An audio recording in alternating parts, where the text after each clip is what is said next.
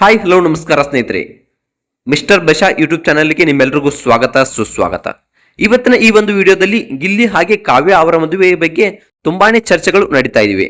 ಈ ಚರ್ಚೆಗೆ ಸ್ಪರ್ಧಿಯಾದಂತಹ ಗಿಲ್ಲಿ ಹಾಗೆ ಕಾವ್ಯ ಅವರು ಒಂದು ಕಾಲನ್ನು ಮಾಡಿಬಿಟ್ಟು ಮದುವೆ ಬಗ್ಗೆ ಮಾತನಾಡಿದ್ದಾರೆ ಎಂಬ ಚರ್ಚೆಗಳು ಸೋಷಿಯಲ್ ಮೀಡಿಯಾದಲ್ಲಿ ವೈರಲ್ ಆಗ್ತಾ ಇವೆ. ಈ ಒಂದು ಚರ್ಚೆ ನಿಜಾನ ಅಥವಾ ಸುಳ್ಳ ಅನ್ನೋದನ್ನ ಈ ಒಂದು ವಿಡಿಯೋದಲ್ಲಿ ತಿಳಿದುಕೊಳ್ಳೋಣ. ಅದಕ್ಕೂ ಮುನ್ನ ನೀವಿನ್ನು ನಮ್ಮ ಚಾನಲ್ ಅನ್ನ ಸಬ್ಸ್ಕ್ರೈಬ್ ಮಾಡಿಲ್ಲ ಅಂದ್ರೆ ಸಬ್ಸ್ಕ್ರೈಬ್ ಮಾಡೋದ್ರ ಮೂಲಕ ನಮಗೆ ಸಪೋರ್ಟ್ ಮಾಡಿ. ಹಾಗೆ ನಿಮ್ಗೆ ಏನ್ ಅನಿಸುತ್ತೆ ಇವರಿಬ್ಬರ ಬಗ್ಗೆ ಅನ್ನೋದನ್ನ ಕಮೆಂಟ್ ಮಾಡಿ. ಹಾಗಿದ್ರೆ ವಿಡಿಯೋ ಶುರು ಮಾಡೋಣ ಬನ್ನಿ ವೀಕ್ಷಕರೇ. ಗಿಲ್ಲಿ ಹಾಗೆ ಕಾವ್ಯ ಇವರಿಬ್ರದ್ದು ಒಂದು ಒಳ್ಳೆ ಜೋಡಿ ಅಂತಾನೆ ಹೇಳ್ಬಹುದು. ಬಿಗ್ ಬಾಸ್ ನಲ್ಲಿ ತುಂಬಾನೇ ಮೆಚ್ಚಿದಂತ ಜೋಡಿ. ಇವರಿಬ್ರು ಒಂದು ಒಳ್ಳೆ ಕಾಂಬಿನೇಷನ್ ಅಲ್ಲಿ ಆಟವನ್ನ ಆಡಿದ್ರು ಅಂತ ಕೂಡ ಹೇಳ್ಬಹುದು. ಗಿಲ್ಲಿ ಅಂದ್ರೆ ಕಾವ್ಯಗೆ ಇಷ್ಟ, ಕಾವ್ಯ ಅಂದ್ರೆ ಗಿಲ್ಲಿಗೂ ಕೂಡ ಇಷ್ಟ ಅಂತಕ್ಕಂತ ಒಂದು ನಿಮ್ಗೆ ಎಲ್ಲ ಸುದ್ದಿ ಗೊತ್ತೇ ಇದೆ.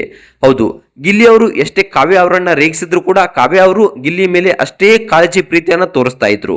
ಹೌದು ಸ್ನೇಹಿತರೆ, ಈಗ ಒಂದು ಬಿಗ್ ಬಾಸ್ ಸ್ಪರ್ಧಿಯಾದಂತಹ ಗಿಲ್ಲಿ ಹಾಗೆ ಕಾವ್ಯ ಅವರು ಬಿಗ್ ಬಾಸ್ ಶೋ ಮುಗಿದ ಮೇಲೆ ಗಿಲ್ಲಿ ಕಪ್ಪನ್ನ ಗೆದ್ರು. ಗಿಲ್ಲಿ ಪ್ರಥಮ ಸ್ಥಾನದಲ್ಲಿ ಬಂದ್ಬಿಟ್ಟು ಕಪ್ಪನ್ನ ಗೆದ್ರು.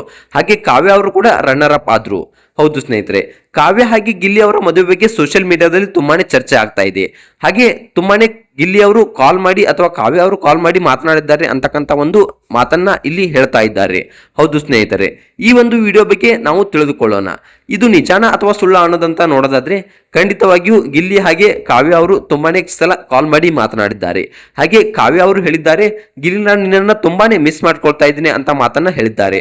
ಹೌದು ಸ್ನೇಹಿತರೆ, ನೀನು ಬಿಗ್ ಬಾಸ್ ಮನೆಯಲ್ಲಿದ್ದಾಗ ನನ್ನ ಕಾವು ಕಾವು ಅಂತ ಕರಿತಾ ಇದ್ದು, ಹಾಗೆ ನಾನು ತುಂಬಾನೇ ಮಿಸ್ ಮಾಡ್ಕೊಳ್ತಾ ಇದ್ದೀನಿ. ನಿನ್ನ ತುಂಟಾಟ ಚೇಷ್ಟೆಗಳನ್ನ ನಾನು ತುಂಬಾನೇ ಮಿಸ್ ಮಾಡ್ಕೊಳ್ತಾ ಇದ್ದೀನಿ ಅಂತ ಈ ಮಾತನ್ನ ಗಿಲ್ಲಿ ಅವರು ಕಾವ್ಯ ಅವರಿಗೆ ಹೇಳಿದ್ದಾರೆ. ಹಾಗೆ ಗಿಲ್ಲಿ ಅವರು ಈ ಮಾತಿಗೆ ಏನಪ್ಪಾ ಅಂತ ಹೇಳಿದ್ದಾರೆ ಅಂದ್ರೆ, ಹಾಗಿದ್ರೆ ಬಂದ್ಬಿಡು ಮದುವೆ ಆಗ್ಬಿಡು ಅಂತಕ್ಕಂಥ ಮಾತನ್ನ ಹೇಳ್ಬಿಟ್ಟಿದ್ದಾರೆ. ತುಂಬಾನೇ ಚೇಷ್ಟೆಯಾಗಿ ಕೆಲವೊಂದಿಷ್ಟು ಮಾತುಗಳನ್ನ ಮಾತನಾಡಿದ್ದಾರೆ. ಹಾಗೆ ಗಿಲ್ಲಿ ಹಾಗೂ ಕಾವ್ಯ ಮದುವೆ ಬಗ್ಗೆ ಮಾತನಾಡೋದಾದ್ರೆ, ಗಿಲ್ಲಿ ಹಾಗೆ ಕಾವ್ಯ ಮದುವೆ ಬಗ್ಗೆ ಮಾತನಾಡೋದನ್ನ ನೋಡಿದ್ರೆ ಈಗ ಏನ್ ಅನಿಸ್ಬಿಟ್ಟಿದೆಯಪ್ಪ ಅಂತಂದ್ರೆ ಅವರಿಬ್ರು ಮದುವೆನೇ ಆಗ್ಬಿಟ್ಟಿದ್ದಾರೆ ಅಂತ ಅನಿಸ್ಬಿಡ್ತಿದೆ.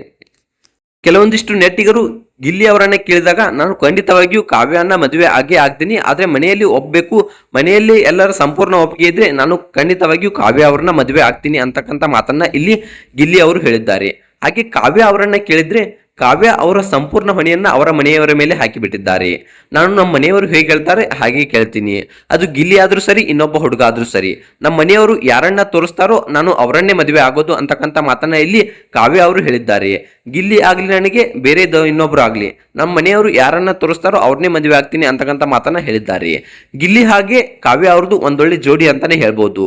ಒಟ್ಟಾರೆಯಾಗಿ ನೋಡೋದಾದ್ರೆ ಇಬ್ಬರು ಮನೆಯಲ್ಲೂ ಒಂದೊಳ್ಳೆ ಒಪ್ಪಿಗೆ ಇದೆ, ಒಂದೊಳ್ಳೆ ಇಬ್ಬರ ನಡುವೆನೂ ಒಂದೊಳ್ಳೆ ಕಾಂಬಿನೇಷನ್ ಇದೆ, ಒಂದೊಳ್ಳೆ ಬಾಂಡಿಂಗ್ ಇದೆ ಅಂತಾನೆ ಹೇಳ್ಬೋದು. ಇವರಿಬ್ಬರು ಮದುವೆ ಆದ್ರೆ ತುಂಬಾನೇ ಚೆನ್ನಾಗಿರುತ್ತೆ ಅಂತ ಅನ್ಸುತ್ತೆ. ಎಲ್ಲರೂ ಕೂಡ ಬಿಗ್ ಬಾಸ್ ನಲ್ಲಿ ತುಂಬಾನೇ ಒಳ್ಳೆ ಕಮೆಂಟ್ ಅನ್ನ ಇವರಿಬ್ಬರ ಬಗ್ಗೆ ಮಾಡಿದ್ದಾರೆ. ಗಿಲ್ಲಿ ಕಾವ್ಯ ಮದುವೆ ಆಗ್ಬೇಕು ಅಂತಕ್ಕಂಥ ಮಾತನ್ನ ಇಲ್ಲಿ ಹೇಳಿದ್ದಾರೆ. ಗಿಲ್ಲಿ ಈ ಹಿಂದೆ ತುಂಬಾನೇ ಚೇಷ್ಟೆಗಳನ್ನ ಮಾಡಿದ್ದಾರೆ. ಅದು ಗಗನ ಜೊತೆ ಆಗಿರ್ಬೋದು, ಹಾಗೆ ಇನ್ನೊಬ್ಬರ ಜೊತೆನೂ ಆಗಿರ್ಬೋದು. ಗಗನ ಜೊತೆನೂ ತುಂಬಾನೇ ಕಾಮಿಡಿಯನ್ನ ಮಾಡಿದ್ದಾರೆ. ಹಾಗೆ ಆದ್ರೆ ಈಗ ಇವರು ನೋಡೋದಾದ್ರೆ ಕಾವ್ಯ ಅವ್ರ ಜೊತೆನೂ ಈಗ ಕಾಮಿಡಿಯಾಗಿ ಚೇಷ್ಟೆಯಾಗಿ ಫ್ರೆಂಡ್ ಆಗಿದ್ದಾರಾ, ಅಥವಾ ಇವರಿಬ್ಬರು ಮದುವೆ ಬಗ್ಗೆ ಏನಾದ್ರೂ ಒಂದ್ ಒಳ್ಳೆ ತಲೆಯಲ್ಲಿ ಯೋಚನೆ ಇದೆ ಅನ್ನೋದನ್ನ ಕಾದು ನೋಡ್ಬೇಕಾಗಿದೆ. ಈ ವಿಡಿಯೋ ಬಗ್ಗೆ ನಿಮ್ಗೆ ಏನು ಅನಿಸುತ್ತೆ? ಗಿಲ್ಲಿ ಅವರು ಹಾಗೆ ಕಾವ್ಯ ಅವರು ಮದುವೆ ಆದ್ರೆ ಒಂದ್ ಒಳ್ಳೇದಾ ಅಥವಾ ಮದುವೆ ಆಗದೆ ಇರೋದೇ ಒಳ್ಳೇದಾ ಅನ್ನೋದನ್ನ ಕಮೆಂಟ್ ಮಾಡಿ. ಈ ವಿಡಿಯೋ ಇಷ್ಟ ಆದ್ರೆ ಲೈಕ್ ಮಾಡಿ, ಶೇರ್ ಮಾಡಿ, ಹಾಗೆ ಸಬ್ಸ್ಕ್ರೈಬ್ ಮಾಡೋದ್ರ ಮೂಲಕ ನಮಗೆ ಸಪೋರ್ಟ್ ಮಾಡಿ.